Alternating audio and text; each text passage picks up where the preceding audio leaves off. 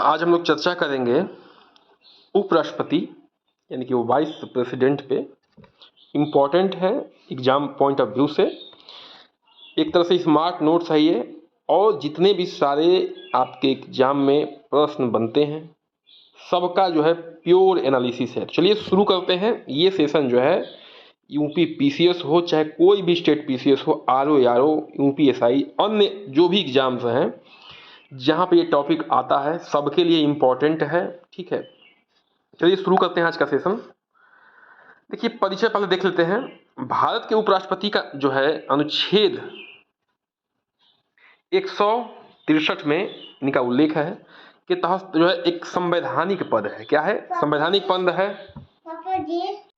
यह पद जो है राष्ट्रपति के बाद दूसरा सर्वोच्च संवैधानिक पद है। ठीक है, देखिए जो संवैधानिक पद होते हैं उनकी प्रायोरिटी डिसाइड है हमारे संविधान में। पहले पे है राष्ट्रपति महोदय, दूसरे पे है उपराष्ट्रपति महोदय, तीसरे पे जो है प्रधानमंत्री जी हैं। ठीक है, तो प्रायोरिटी सेट है, एक तरह से कह सकते हैं। ठीक है, कि जो उनके पद की प्रायोरिटी है उस पर सेट है। तो पहले राष्ट्रपति, उपराष्ट्रपति, उसके बाद जो है प्रधानमंत्री जी हैं।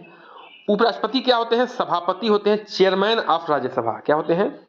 चेयरमैन ऑफ राज्यसभा होते हैं। ठीक है, ये ध्यान रखना है। सबके सब पॉइंट क्या है? इंपॉर्टेंट है। अनुच्छेद 63 में इनका उल्लेख है।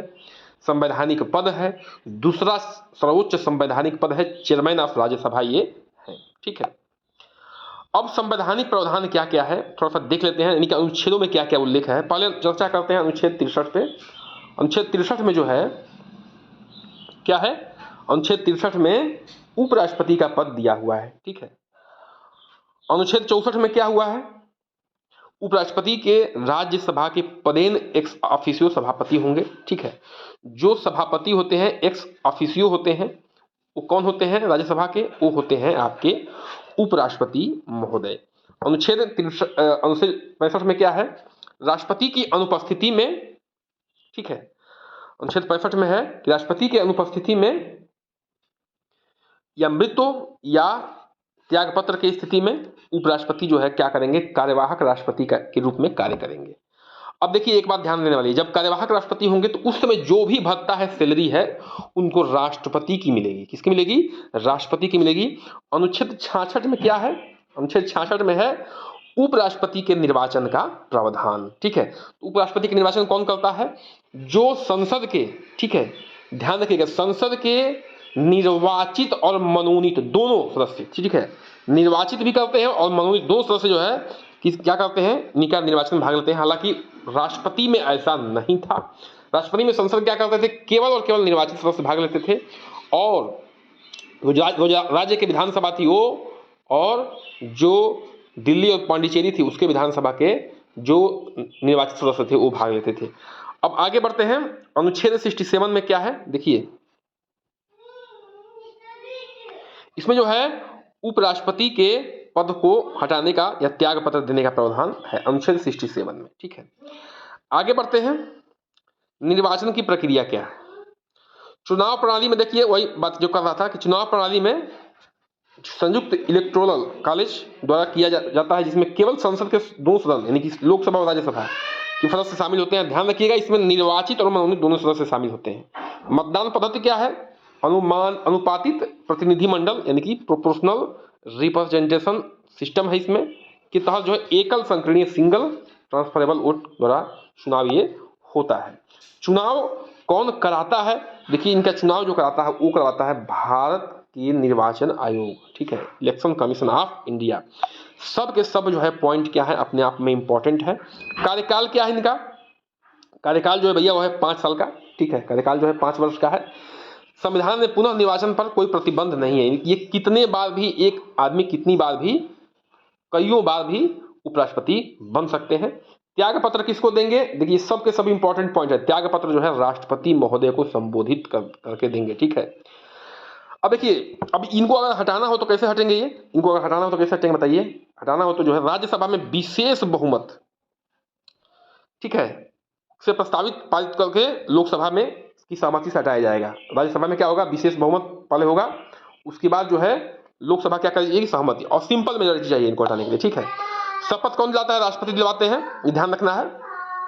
पद की योग्यता क्या होनी चाहिए देख लेते हैं। पद की योग्यता भारत के नागरिक होनी चाहिए, न्यूनतम उम्र जो है 35 वर्ष की होनी चाहिए, राज्यसभा के सदस्य बनने की योग्य होनी चाहिए, लाभ का कोई पद धारण नहीं होना चाहिए, कब केंद्र के अधीन कोई भी लाभ का पद धारण नहीं होना चाहिए।